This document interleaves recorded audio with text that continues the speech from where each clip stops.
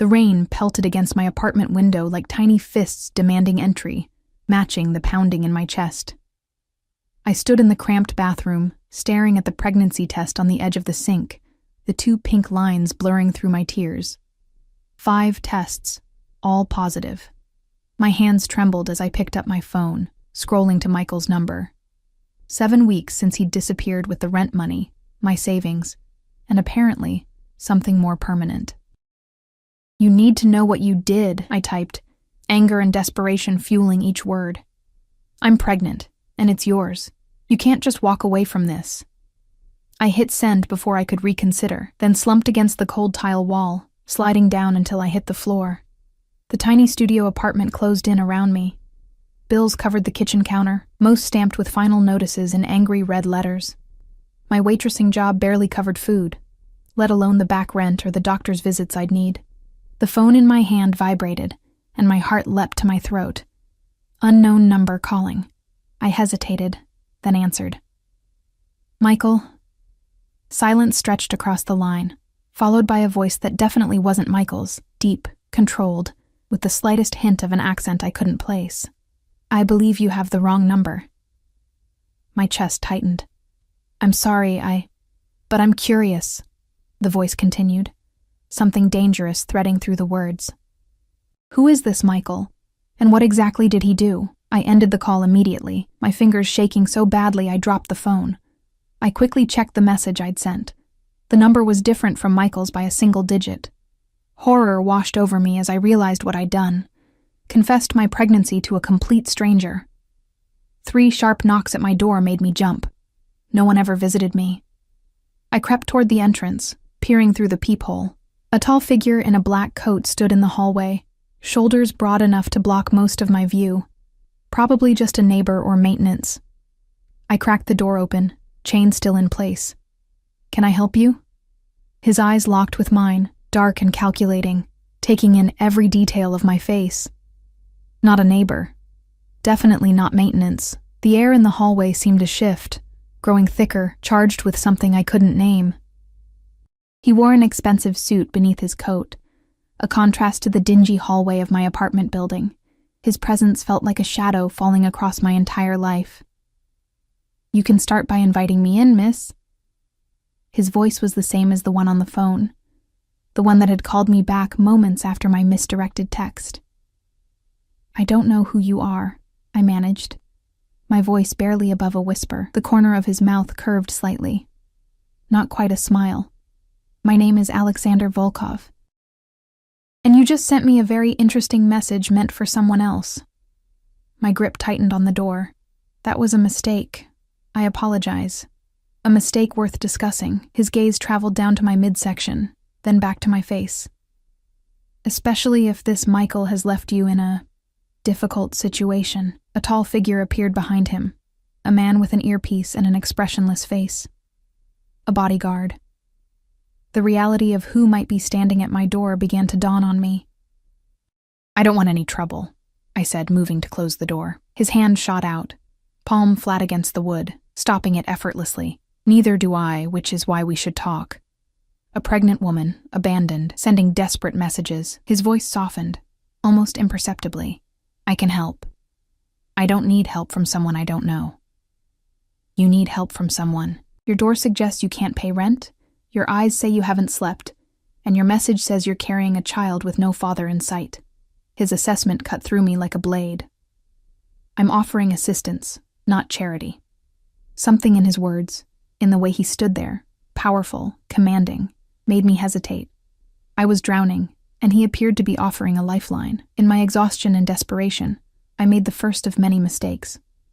I closed the door, unhooked the chain, and let him in.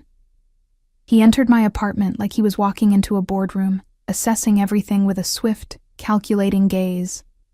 I felt the smallness of my life reflected in his eyes, the secondhand furniture, the water stain on the ceiling, the meager contents of my open refrigerator. "How far along are you?" he asked, turning back to me. 7 weeks. I answered automatically, then cursed myself for volunteering information to a stranger. "Look, Mr.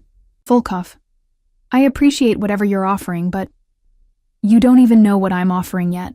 He moved toward my kitchenette, fingers trailing across the stack of bills. "Tell me about Michael. That's not your concern. It became my concern when you mistakenly chose to involve me." He picked up an eviction notice, eyes scanning it briefly. "Boyfriend? Husband? Ex-boyfriend," I replied, wrapping my arms around myself. He took everything and disappeared. Alexander set down the notice, his jaw tightening almost imperceptibly. "And now you're pregnant with his child." I nodded, suddenly feeling lightheaded. The room swayed slightly, and I grabbed the edge of the counter for support. In an instant, his hand was on my elbow, steadying me. The contact sent an unexpected jolt through my body. "When did you last eat?" he asked, his voice closer now, breath warming my ear. I tried to remember. "Yesterday? Maybe." He made a sound of disapproval, guiding me to the single chair at my small table. "Sit." My body obeyed before my mind could protest. He pulled out his phone, murmured something in what sounded like Russian, then returned it to his pocket. "Food will be here shortly," he said, taking a position against the counter, studying me. "Now, tell me everything about this Michael. Full name, where he worked, friends, habits." "Why do you care?" I asked, suspicion finally breaking through my haze of exhaustion. "Let's say I have a particular distaste for men who abandon their responsibilities." His expression remained neutral, but something flashed in his eyes, something cold and dangerous, especially when it involves a child. 20 minutes later, a man arrived with bags of food from an upscale restaurant I could never afford. Alexander directed him to set everything on the counter, then dismissed him with a nod. The rich aromas made my stomach clench painfully. As I ate, I found myself telling him everything. How I'd met Michael at the restaurant where I worked. How charming he'd been. How he'd moved in after just 2 months. How one day I came home to find him gone, along with my savings and anything else of value. Alexander listened silently, his expression revealing nothing. When I finished eating, he stood. "Pack a bag," he said simply. "Excuse me?" "You need medical attention, proper nutrition, and a stable environment." He gestured around the apartment. "This is not it." Alarm bells rang in my head. "I'm not going anywhere with you. You misunderstand. I'm not asking." He moved toward the door. "You have 5 minutes. Bring what matters. Leave the rest." "You can't just—" "5 minutes," he repeated, checking his watch. "I have a doctor waiting." "A doctor? I don't need—" 4 minutes, 50 seconds. I stood, anger flaring. "Who the hell do you think you are?" He turned back, and the look in his eyes froze the words in my throat. "I'm the man who received your cry for help. I'm the man with the resources to ensure your child has a chance, and I'm the man who will find Michael and make him answer for abandoning his responsibilities." He stepped closer, his presence enveloping me. "But most importantly, I'm the man giving you a choice right now between pride and survival." My hand moved instinctively to my stomach. The baby. I had to think about the baby now. "1 bag," I said finally, "and I want to know where we're going." A slight nod. "Acceptable." As I threw essentials into a duffel bag, my phone buzzed with a text from the same unknown number. His number. "Your mistake may prove fortunate for us both." What I didn't realize then, as I followed him down to the sleek black SUV waiting outside, was that I had just traded one cage for another. A gilded one, perhaps, but a cage nonetheless. I had texted the wrong number and somehow ended up in the right hands. Or the most dangerous ones possible. My life changed with a mistyped digit. A single mistaken text, a momentary lapse that would tie me forever to a man whose name made people tremble. The car glided through the rain-slicked streets like a shark through dark waters. I sat rigid in the back seat, the leather too soft, too expensive against my worn jeans.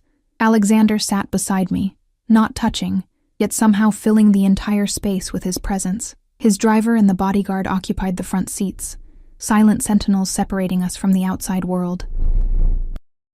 "Where exactly are we going?" I asked, watching familiar streets transform into the affluent part of the city I rarely visited. "My private physician first," Alexander replied, not looking up from his phone. "Then somewhere safe." Safe. The word hung between us, loaded with implications. Safe from what? From whom? From him? I pressed myself closer to the door, seeking distance. "I don't even know who you are," I whispered, more to myself than to him. His fingers paused over the screen of his phone. You know my name. A name doesn't tell me anything. He turned then, dark eyes assessing me with that unnerving intensity. What would you like to know? Everything. Nothing. I wasn't sure anymore. What do you do? I own things, he said simply. Businesses, properties. I solve problems. And I'm a problem you're solving? The corner of his mouth lifted slightly. You're a situation I'm choosing to address. Before I could respond, the car pulled into an underground parking garage beneath a gleaming high-rise. The driver came around to open my door, but Alexander was already there, offering his hand. I hesitated, then took it, feeling calluses I hadn't expected on a man whose suit probably cost more than 6 months of my rent. His touch was warm, firm, sending an involuntary shiver up my arm. I pulled away quickly, clutching my bag to my chest like a shield. The elevator required a keycard, which Alexander produced from his pocket. We ascended in silence, the soft hum of machinery the only sound. I caught my reflection in the mirrored walls. Pale face, dark circles under my eyes, hair hastily pulled back. Beside me, Alexander looked carved from stone, perfect and untouchable. The doors opened to a pristine medical suite, all white and chrome, nothing like the crowded clinic I'd visited when I first suspected I was pregnant. A middle-aged man in a lab coat approached immediately, nodding deferentially to Alexander. Mr. Volkov. Dr. Petrova, Alexander replied. This is... He paused, looking at me with a raised eyebrow. I realized he didn't even know my name. Emma, I supplied. Emma Carter. Miss Carter requires a full examination, Alexander continued smoothly. She's approximately 7 weeks pregnant and hasn't been receiving proper care or nutrition. The doctor's eyes flickered between us, a question in them that he was too professional to ask aloud. Of course. This way, Miss Carter. I balked, suddenly terrified. I don't... Emma... Alexander's voice was soft, but left no room for argument. You need to be examined, for the baby's sake. The baby. My hand moved instinctively to my stomach again.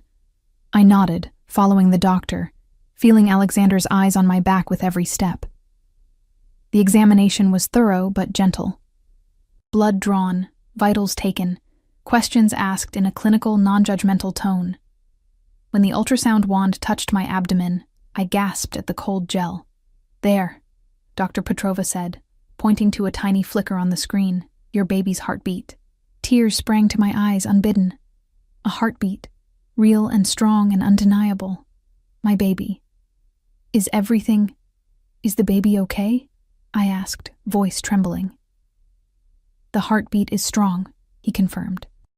But you're anemic, underweight, and showing signs of extreme stress, none of which is ideal for fetal development. He cleaned the gel from my skin with clinical efficiency. I'm prescribing prenatal vitamins, iron supplements, and a nutritional plan. And rest, Miss Carter. You need significant rest. When I emerged from the examination room, Alexander stood by the window, silhouetted against the city lights. He turned at the sound of my footsteps, his expression unreadable. The doctor says I'm anemic, I said, fidgeting with the prescription papers in my hand. But the baby's heartbeat is strong. Something shifted in his eyes, a softening perhaps, or a decision confirmed. Good. Dr. Petrova approached, speaking to Alexander in low tones. I caught fragments, close monitoring, and proper environment, and stress reduction. Alexander nodded, eyes flicking to me occasionally. They spoke about me as if I weren't there, as if I were a problem to be managed rather than a person with agency. I appreciate the exam, I interrupted, but I should go home now. Both men turned to me, surprise evident on the doctor's face, amusement on Alexander's. You're not going back to that apartment, Alexander stated flatly. Anger flared in my chest. You can't decide that. I already have. He moved toward me, stopping close enough that I had to tilt my head back to meet his gaze. That place is unfit for you in your condition. The stress of imminent eviction alone could harm the child. So what's your solution? I challenged. Keep me like a pet? A charity case? His jaw tightened. I'm offering security, Emma, for you and the child. Why? You don't know me. We're nothing to you.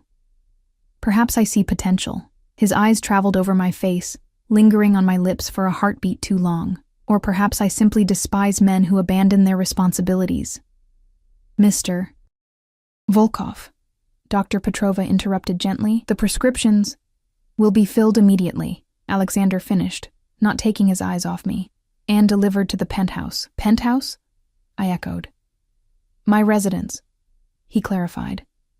The safest place for you right now. The doctor excused himself discreetly, leaving us alone in the quiet examination room. The space between us seemed charged with an electric current I couldn't name. I can't just go home with you, I said, trying to sound firm despite the tremor in my voice. Home implies permanence, he replied. Consider it temporary accommodation while we locate Michael. The mention of Michael's name from his lips sent an unexpected chill down my spine. What exactly do you plan to do when you find him? Alexander's smile didn't reach his eyes. Ensure he meets his obligations. And what are my obligations in this arrangement? He stepped closer, his scent enveloping me. Expensive cologne, leather, and something uniquely him. To take care of yourself and the child. Nothing more. Nothing more. The words hung between us, a promise I wasn't sure I believed. The elevator ride to the penthouse was silent, tension building with each ascending floor. My mind raced with questions, with doubts, with the surreal reality that I had somehow ended up here, standing beside a man whose very presence commanded the air around him, whose eyes held secrets darker than I dared imagine. The doors opened directly into the penthouse, and my breath caught in my throat. Floor-to-ceiling windows revealed the city spread beneath us like a carpet of jewels. Sleek furniture, minimalist art, everything speaking of wealth so casual it didn't need to announce itself. Your room is this way, Alexander said, moving through the space with familiar ease. I followed, my worn duffel bag clutched tightly, feeling like an intruder in a museum after hours. He opened a door to reveal a bedroom larger than my entire apartment. A king-sized bed dominated the space, draped in what looked like silk sheets. A separate sitting area faced another wall of windows, and 2 doors presumably led to a closet and bathroom. There are clothes in the closet, he said, watching my reaction. I had my assistant purchase some basics in your size. How did you know my size? I asked, disconcerted, a slight shrug. I'm observant. I set my bag down cautiously, as if the room might disappear if I committed to staying. This is too much. It's necessary. He leaned against the doorframe, blocking the exit without seeming to. You'll find everything you need. If something is missing, tell Irina. Irina? My housekeeper. She lives on the floor below and manages the household. As if this massive penthouse were a simple home rather than a luxury palace in the sky. Dinner will be served in an hour, he continued. Rest until then. He turned to leave, and panic suddenly seized me. Alexander, I called, the first time I'd spoken his name aloud. It felt strange on my tongue, foreign and intimate at once. He paused, looking back with a raised eyebrow. Why are you really doing this? I asked. The truth. For a moment, something raw and unguarded flashed across his features, so quickly I might have imagined it. Then his expression smoothed into that careful mask again. Get some rest, Emma, he said softly, closing the door behind him. Alone in the opulent room, I sank onto the edge of the bed, my hand finding my stomach again. 7 weeks. A heartbeat. A new life growing inside me while my own life spiraled into the unknown. I moved to the window, pressing my palm against the cool glass. The city sprawled below, lights blinking like earthbound stars. Somewhere out there was Michael, oblivious to the storm he'd created when he walked out. Somewhere out there was my old life, already feeling like a distant memory. And here, in this glass tower, was Alexander Volkov, a man who had inserted himself into my life with the confidence of someone who always got what he wanted. A man whose intentions remained as opaque as the dark eyes that seemed to see straight through me. I had texted him by mistake, a single wrong digit that had somehow led me here. And now, as night fell over the city, I couldn't shake the feeling that I had stepped into a beautiful trap, one lined with silk and security. But a trap nonetheless. I awoke disoriented, sunlight streaming through windows much larger than my apartment's tiny panes. For a moment, panic gripped me. Where was I? Then yesterday's events crashed back like a wave. The pregnancy tests, the wrong number, Alexander Volkov. The bed cradled me like a cloud, making me realize how poorly I'd been sleeping on my lumpy mattress. I stretched, fingers brushing against soft sheets that probably cost more than a month of my waitressing wages. A subtle knock at the door jolted me upright. "Miss Carter?" A woman's voice, lightly accented. "Mr. Volkov asked me to check if you're awake. Breakfast is ready." "I'll be right out," I called, my voice hoarse with sleep.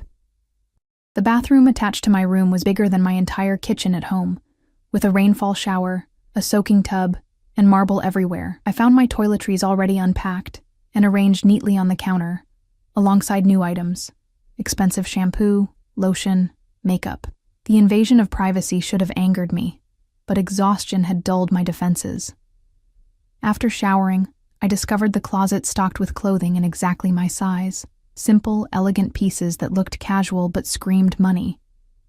I opted for my own worn jeans and a new soft sweater, a small rebellion against this gilded cage. Following the scent of coffee and pastries, I made my way to a sunlit dining area. Alexander sat at the head of a glass table, reading something on a tablet. He wore a crisp white shirt, open at the collar, sleeves rolled up to reveal strong forearms. He looked up as I entered, those dark eyes tracking my movements. "Good morning," he said, setting the tablet aside. "You slept well?"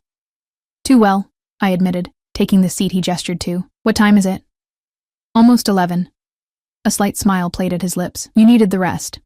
A woman appeared. Irina, I presumed, setting a plate before me. Fresh fruit, yogurt, toast with avocado, a poached egg. A prenatal vitamin and iron pill sat in a small dish beside a glass of orange juice. "Thank you," I murmured. Irina nodded, disappearing as silently as she'd arrived. "Eat," Alexander commanded softly. "The doctor was clear about your nutritional needs." I picked up my fork, suddenly ravenous. "Have you been up long?" "Since 5. He sipped his coffee, watching me over the rim. I had business to attend to. "What kind of business?" I asked between bites. "The kind that doesn't concern you." His tone wasn't unkind, but the boundary was clear. We ate in silence for a few minutes, the clink of silverware the only sound. I studied him covertly, the strong line of his jaw, the way his dark hair was neatly styled, the barely perceptible scar near his right eyebrow. He was handsome in a dangerous way, like admiring the beauty of a predator. "Your phone has been ringing," he said suddenly, nodding toward a side table where my ancient smartphone sat charging. 3 times since 7 this morning. My heart jumped. "Did you answer it?" "Should I have?" His eyes narrowed slightly. "Was it Michael?" "No, probably my boss. I was supposed to work a double shift today." I set down my fork. "I need to call her, explain. It's been handled." I stared at him. "What do you mean, handled?" "I called your employer this morning. The diner on 5th, correct? I explained you had a medical emergency and wouldn't be returning." He said it casually, as if informing me about the weather. "You had no right," I said, anger flaring. "That was my job, my income. A job that paid barely enough to cover your expenses, required you to be on your feet for 10 hours a day, and offered no maternity leave." He leaned forward, eyes intense. "It wasn't suitable in your condition." "That's not for you to decide." My hands trembled. "I need to work. I have bills." "Your bills have been paid." The words hung in the air between us. I shook my head, trying to process what he was saying. "My rent, my utilities, paid in full through the end of your lease." He sipped his coffee. "Your landlord was quite accommodating once the back rent was settled." I pushed my plate away, appetite gone. "Why are you doing this? What do you want from me?" Something dangerous flickered in his eyes. "I told you. I dislike men who abandon their responsibilities. But they're not your responsibilities. I've made them mine. He set down his cup with deliberate care. For now. And what happens when you tire of this charity project? When you decide I'm not worth the trouble? His expression hardened. I don't abandon what's mine, Emma. The possessive word sent a shiver down my spine. I'm not yours. Neither is this baby. The baby belongs to a man who left you penniless and pregnant. His voice was soft but edged with steel. A man who has proven himself unworthy of fatherhood. That doesn't automatically make you worthy. The corner of his mouth lifted in a cold half-smile. We'll see. My phone rang again, breaking the tension. I stood, moving to retrieve it, grateful for the interruption. The screen showed my friend Lily's name. I should take this, I said, not really asking permission. Alexander nodded once, returning to his tablet as I stepped onto the adjoining terrace to answer. Emma. Lily's voice was frantic. Where are you? I went by your apartment and everything's gone. I leaned against the railing. The city sprawled before me. It's complicated, Lil. I'm staying somewhere else for a while. What's going on? Terry at the diner said some guy called and said you weren't coming back, and there were men at your apartment removing your stuff. What? I turned, staring through the glass at Alexander, who continued reading as if he couldn't feel the weight of my gaze. When was this? This morning. I went by after my shift, and your landlord said you'd moved out. Emma, are you in trouble? Is it Michael? Did he come back? No, it's not Michael. I lowered my voice. Listen, I'm pregnant. Her gasp was audible. Oh my God, Em, is it? Michael's, yes. But he's gone, Lily. And I met someone who's helping me. Helping you how? Who is he? I hesitated, unsure how to explain Alexander. It's complicated, but I'm safe. I promise. Give me an address. I'm coming to see you. I can't right now. I glanced back at Alexander, who had set down his tablet and was watching me through the glass. I'll call you tomorrow, okay? I promise I'm fine. She didn't believe me. I could hear it in her silence, but eventually she agreed to wait. I ended the call, steeling myself before returning inside. You had my things moved out of my apartment? I asked, setting the phone down carefully, fighting to keep my voice level. Alexander regarded me with that infuriating calm. It seemed efficient. Your lease was paid through the end of the month, but you won't be returning there. You don't get to make those decisions. I already have. He stood, approaching me with the fluid grace of someone accustomed to being obeyed. Your belongings are in storage. Anything you need can be retrieved. That's not the point. I stepped back, bumping against the table. You can't just take over my life. Your life was falling apart. His voice remained soft, reasonable. Eviction notice. No money, no support system. A job that would endanger your pregnancy. So you appointed yourself my savior? I shook my head, incredulous. What happens when you find Michael? Will you just hand me over to him like some package you've been safekeeping? Something dark and possessive flashed across his features. Michael forfeited any claim to you or the child when he abandoned you. Claim? I repeated, anger building. I'm not property, Alexander. Neither is this baby. He moved closer, until I could feel the heat radiating from his body. There are many kinds of ownership, Emma. My heart raced, fear and something else I didn't want to name coursing through me. I want my things brought here, today. And I want to call Lily back and give her this address. His eyebrow rose slightly. Is that a demand? It's a condition of me staying. A smile spread slowly across his face. Genuine amusement mixed with something like approval. Very well. Your friend can visit tomorrow. Supervised. Supervised? I echoed. Why? Security concerns. His expression closed again. My home. My rules. Before I could argue further, his phone buzzed. He checked it. His face hardening into a mask I hadn't seen before. Colder, more dangerous. I have business to attend to, he said, tucking the phone into his pocket. Irina will see to anything you need. Don't leave the building. Am I a prisoner here? I challenged. He studied me for a long moment. You're protected here. There's a difference. With that, he strode from the room, leaving me alone in the vast penthouse with more questions than answers. The day stretched endlessly. I explored the penthouse, finding a library filled with books in multiple languages, a home gym, even a small movie theater. Everything spoke of wealth and taste so refined it seemed effortless. No photos adorned the walls. No personal touches revealed the man who lived here. It was beautiful, but sterile, like a museum. Irina appeared periodically, offering lunch, then tea, making sure I took my vitamins. She spoke little but watched me with knowing eyes. When I asked about Alexander, his business, his background, she merely smiled and shook her head. "Mr. Volkov values his privacy," she said simply. By evening, I was restless, pacing the floor-to-ceiling windows as the city lights blinked to life below. Where was he? Why did I care?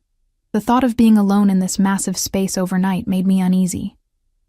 I was curled on a sofa in the library, reading a dog-eared copy of Jane Eyre I'd found, the only book that showed signs of actually being read, when I heard the elevator doors open. Heavy footsteps crossed the marble floor, then stopped. I held my breath, listening. "Emma?" His voice carried through the penthouse, something different in his tone. Tiredness, perhaps, or tension. I set the book aside. "In here." He appeared in the doorway, his white shirt now rumpled, a darkness in his eyes that hadn't been there this morning. He'd removed his suit jacket. A shoulder holster was visible against his shirt, the gun a matte black reminder of the world he inhabited. "You found the library," he observed, loosening his tie. "I needed something to do." I nodded toward the book. "Yours?" A shadow of a smile touched his lips. "A favorite." The admission surprised me, this glimpse of something human in him. He crossed to a cabinet, pouring amber liquid into a crystal glass. "Drink?" he offered. I touched my stomach instinctively. "I can't." His eyes followed the gesture, softening almost imperceptibly. "Of course." He downed his own drink in one swallow, then poured another. "Are you hungry?" Irina brought dinner earlier. I studied him, noting the tension in his shoulders, the tightness around his eyes. "Are you okay?" He looked almost startled by the question. "I'm fine." "You don't look fine." He laughed, a short, harsh sound. "Concerned for my welfare, Emma? Should I be?" His eyes met mine, something raw and unguarded in them for a fleeting moment. Then it was gone, shuttered behind that controlled mask. "I found Michael," he said quietly. My heart stopped, then thundered back to life. "What? How?" "I have resources." He took another drink. "He's in Atlantic City, gambling away what's left of your money, it seems." I felt sick. "What are you going to do?" "Retrieve what belongs to you." His voice was deadly calm, and ensure he understands the consequences of his actions. Fear gripped me. Not for Michael, I realized with shock, but for what this might mean for Alexander. "Don't hurt him." His eyes narrowed. "You still care for him? After what he did?" "No, but I don't want anyone hurt because of me." "Some men only understand one language, Emma." He set down his glass. "Violence is sometimes necessary." "Not for this, not for me." I stood, moving toward him without thinking. "Promise me you won't hurt him." He studied me, something unreadable in his expression. "You have a gentle heart. It will get you hurt. Promise me," I repeated, stopping before him, close enough to smell the whiskey on his breath, the lingering scent of his cologne. "I will get your money back," he said finally. "Beyond that, I make no promises." It was the best I would get, I knew. This man, whoever he truly was, lived by his own code, one I was only beginning to understand. "When?" I asked. "Tomorrow." He reached out, brushing a strand of hair from my face with unexpected gentleness. "Which means you should rest now." His touch lingered, fingers trailing along my cheek, sending warmth cascading through me. I should have stepped back, maintained distance, but something in his eyes held me in place, a vulnerability at odds with the dangerous man I'd glimpsed earlier. "Why Jane Eyre?" I asked suddenly, desperate to break the tension building between us. His hand dropped. "A complicated man. A woman who refuses to be owned despite her circumstances." A smile touched his lips. It seemed appropriate. With that cryptic response, he turned away. "Good night, Emma." I watched him go, my heart racing, my skin still tingling where he touched me. Tomorrow, he would confront Michael. The man who had abandoned me, who had left me to face pregnancy alone. And despite everything, I feared what that confrontation might reveal. Not just about Michael or Alexander, but about myself and what I was beginning to feel for this enigmatic man who had inserted himself into my life with the force of a hurricane. Sleep eluded me that night. I tossed in the luxurious bed, my mind racing with thoughts of Michael, of Alexander, of the baby growing inside me. By dawn, I had given up, padding barefoot to the kitchen for water. The penthouse was silent, bathed in the soft glow of early morning light filtering through the windows. A note sat on the counter in bold, elegant handwriting. Business to attend to. Stay inside. Security has been instructed not to let you leave. Your friend can visit at 2 p.m. And my fingers traced the firm strokes of his signature. Even in his absence, his control extended over me like an invisible tether. I crumpled the note, frustration rising in my chest. The elevator chimed unexpectedly, making my heart leap. Had he returned already? But it was Irina who emerged, carrying grocery bags. "Good morning, Miss Carter," she said, seeming unsurprised to find me awake. "You're up early." "Couldn't sleep," I admitted, helping her unpack fresh fruit, vegetables, and what looked like specialty items from high-end stores. "The baby changes your rhythms," she said with a knowing smile. "My sister was the same." I placed a carton of eggs in the refrigerator. "Irina, how long have you worked for Mr. Volkov?" She paused, considering me. 8 years. "And what exactly does he do?" I pressed. "His business, I mean." Her expression closed slightly. "Mr. Volkov has many interests." "That's not an answer," she sighed, setting down a bunch of kale. "He is a businessman. Import, export, real estate, investments." She hesitated. "He protects those who work for him, those who are loyal. And those who aren't loyal?" Her eyes met mine, suddenly serious. "It is better to be in Mr. Volkov's favor than to be his enemy." A chill ran down my spine. "Is he dangerous, Irina?" "We are all dangerous to someone, Miss Carter." She resumed unpacking groceries. "But yes, he can be, to those who deserve it." "Like Michael?" She glanced at me sharply. "The man who abandoned you, who left you with nothing, carrying his child." Her voice hardened. "Such men should fear someone like Mr. Volkov." The conversation left me uneasy. I retreated to the library, seeking distraction in books, but found my thoughts continually drifting to Alexander. Was he with Michael now? What was happening? The hours crawled by, tension building in my chest like a gathering storm. At precisely 2 p.m., the elevator chimed. I rushed to the foyer, relief flooding me at the sight of Lily's familiar face, but my smile faltered when I noticed the man beside her, one of Alexander's security personnel. "Emma!" Lily embraced me tightly, then pulled back to examine me. "My God, where are we?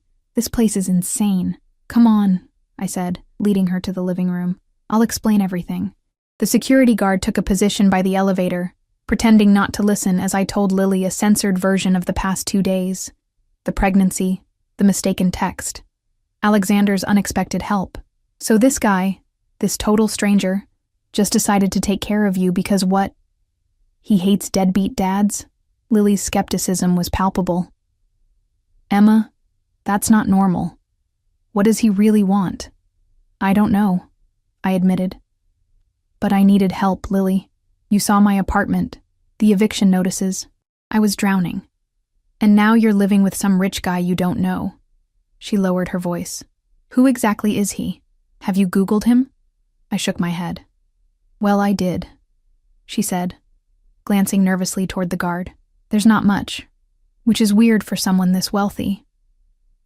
But what I did find," she hesitated. "There are rumors, Em, about connections to the Russian mob, about businesses that aren't exactly legitimate." My stomach tightened. "He's helping me, Lily. For now, but people like that always want something in return." She gripped my hand. "Come stay with me. We'll figure something out." "I can't," I whispered. "He's gone to find Michael, to get back what he stole from me." Her eyes widened. "What? When?" "Today. He left this morning." "Emma," she said, her voice deadly serious. "What do you think he's going to do to Michael?" Before I could answer, the elevator doors opened. We both turned, expecting to see the security guard returning. Instead, Alexander stepped into the foyer, his presence immediately filling the space. He wore all black, his expression unreadable as his eyes landed on us. "Ladies," he said, approaching with controlled steps. "I trust you've had a pleasant visit." Lily stood, chin raised defiantly. "I was just leaving. So soon." His tone was polite, but something dangerous lurked beneath the surface. "Lily has a shift at the hospital," I explained, rising to stand beside my friend. "She's an admirable profession." He inclined his head slightly. "Perhaps next time you can stay longer, Lily. I'm sure Emma appreciates the company." "Next time," Lily echoed, her disbelief evident. She turned to me, squeezing my hand. "Call me later, okay?"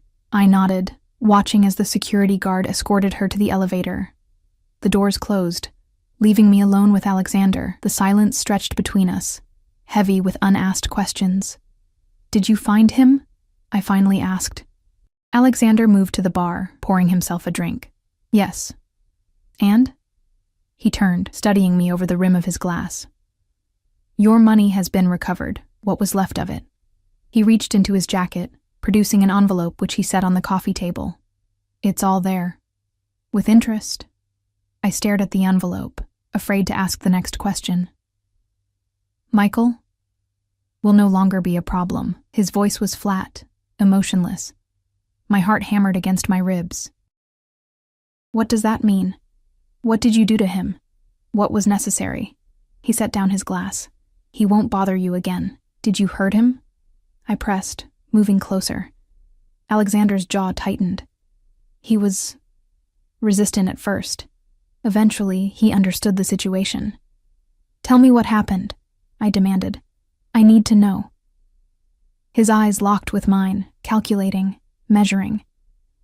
We had a conversation about responsibility, about consequences. He agreed to sign away any paternal rights to the child and to never contact you again, and if he hadn't agreed, a cold smile touched his lips. Let's just say the alternatives were less appealing to him. I sank onto the sofa, the reality of what had transpired hitting me fully. "You threatened him." I persuaded him. Alexander took a seat opposite me, leaning forward. "He was gambling away your money, Emma. Living in a cheap motel with another woman." "When I mentioned your pregnancy, do you know what he said?" His voice hardened. He laughed, said it wasn't his problem. Pain lanced through me, not because I still cared for Michael, but because of the callousness with which he'd dismissed our child. My hand moved protectively to my stomach. "He signed legal documents relinquishing all claims to the child," Alexander continued. "My lawyer witnessed it. You're free of him, Emma. Completely." "And what am I now?" I asked quietly. "Bound to you instead?" Something flashed in his eyes. Possession. Desire. Something deeper I couldn't name. "That depends entirely on you." "Does it?" "You've taken over my life, Alexander. Paid my debts, moved my belongings, cut off my income, isolated me from everyone except Lily. That doesn't feel like choice." He was silent for a long moment, his expression unreadable. Then he stood, pacing to the window. "I grew up with nothing," he said finally, his back to me. "In a small village outside St. Petersburg. My mother died when I was 8. My father..." He paused. "My father was not a good man. He abandoned us, my sister and me, leaving us to fend for ourselves." I remained silent, sensing the rarity of this glimpse into his past. "I was 12 when I started working for men who saw potential in me," he continued. "Dangerous men, but they fed me, clothed me, gave me purpose." He turned, his eyes finding mine. "My sister was not so fortunate. She was 17 when she discovered she was pregnant. The father denied responsibility, abandoned her. She died giving birth to a son who lived only 3 days." My breath caught. "Alexander. So yes, Emma, I have strong feelings about men who abandon their responsibilities." His voice was controlled, but I could hear the pain underneath. "And about pregnant women left to face the world alone." I stood, moving toward him almost unconsciously. I'm sorry about your sister, but you can't save me to make up for not saving her. Perhaps not. His eyes searched mine. But I can ensure you and your child never want for anything. Why? I asked, stopping before him. Why me? Because of a mistaken text? Some would call it fate. His hand rose, fingers brushing my cheek with that same unexpected gentleness from the night before. I prefer to think of it as serendipity. My skin tingled where he touched me, warmth spreading through my body. I should have stepped back, maintained distance, but something held me in place, the vulnerability in his eyes, so at odds with the powerful man I'd come to know. What happens now? I asked, my voice barely above a whisper. His thumb traced my lower lip, sending shivers down my spine. That depends on what you want, Emma. I don't know what I want.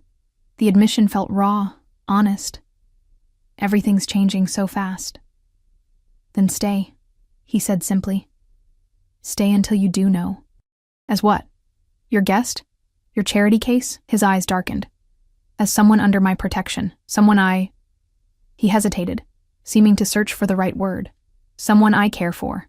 The admission surprised me, and him too, judging by the fleeting look that crossed his face. And the baby? I asked. Something shifted in his expression, softened, warmed. The baby will want for nothing, I swear it. You barely know me, I whispered. I know enough. I know you're stronger than you believe. I know you care more about others than yourself, even when they don't deserve it. I know you read Jane Eyre and understand what it means to maintain dignity, even when the world tries to strip it away. His words touched something deep inside me, a recognition that he had seen me, truly seen me, in a way Michael never had. What do you want from me? I asked, needing to hear him say it. His gaze intensified. Everything. Eventually. But for now, he paused. For now, just stay. Let me take care of you both while you decide what you want. I should have been frightened by the possession in his voice, by the implications of everything. Instead, I felt something else. A strange sense of belonging, of safety, despite the danger he represented, or perhaps because of it. I'll stay, I said finally. For now, relief flashed across his features, quickly masked. Good. His phone rang, breaking the moment. He checked it, his expression hardening instantly into the businessman, or something darker I'd glimpsed before. I need to take this, he said, stepping back. We'll talk more at dinner. I watched him walk away, already transforming back into the enigmatic, controlled man who commanded rooms with his presence. Yet I had seen beneath that mask now, glimpsed the scars that had shaped him, understood a fraction of what drove him. My hand rested on my stomach, feeling the slight firmness that hadn't been there weeks before. A baby. Our baby. Mine. Not Michael's, not anyone's, but mine. And somehow, through a mistaken text, this child had gained a protector more powerful than I could have imagined. 6 months later, I stood in a private hospital room, cradling my newborn daughter in my arms. Alexander stood beside the bed, his usual composure completely shattered as he stared at the tiny bundle with something like awe. She's perfect, he whispered, gently touching her cheek with one finger. I smiled, exhausted but happier than I'd ever been. She is. Like her mother, he added, his eyes meeting mine with an intensity that still made my heart race. The past months had transformed us both. I had found my footing, started online classes in business management, discovered strengths I never knew I possessed. And Alexander had slowly revealed himself to me, his business, some legitimate, some less so, his past, his hopes. The walls between us had fallen brick by brick, replaced by something I hadn't dared name until recently. Love. Complicated, intense, sometimes frightening in its power, but love nonetheless. Do you want to hold her? I asked. He hesitated, this man who commanded an empire, suddenly uncertain. What if I do it wrong? You won't, I assured him, carefully transferring our daughter, for she had become ours in every way that mattered, into his arms. He cradled her with exquisite care, his expression transforming as she grabbed his finger with her tiny hand. In that moment, I saw the final piece of his armor fall away, revealing the heart he had protected for so long. "I love you," he said softly, looking from the baby to me, "both of you." "I know," I replied, smiling through tears. "We love you too." Outside the window, snow began to fall, coating the city in white. I thought about the journey that had brought us here. A wrong number, a mistaken text that had somehow led me exactly where I needed to be. One wrong digit had changed everything. One mistake had led to the greatest gift of all. Not just the daughter in Alexander's arms, but the family we had become, against all odds and expectations. The hospital had called him about a baby in my name. And now, that baby had his name too, and his heart, completely and irrevocably. That night, as I watched him rock our sleeping daughter, I knew with absolute certainty that some mistakes aren't mistakes at all. They're destiny, disguised as chance, leading us exactly where we're meant to be. Thank you all so much for following this story. If you're enjoying it, don't forget to like and subscribe, because your support is important for me to continue here.